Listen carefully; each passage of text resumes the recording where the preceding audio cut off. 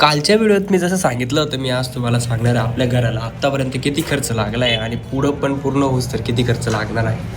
त्याआधी हे जाणून घेणं जरुरी आहे की आपल्या घराचं काम कुठपर्यंत झालं आहे आणि कसं झालं आहे. तुम्ही तर ब्लॉग फॉलोच करताय, तुम्हाला तर माहितीच आहे, पण मी परत सांगतो.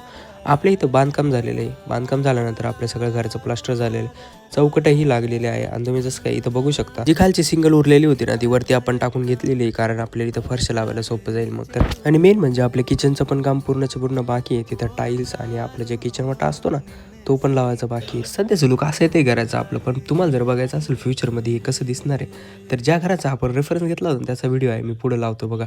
तर बघा, हे असं दिसणार आहे आपलं घर आतमधनं.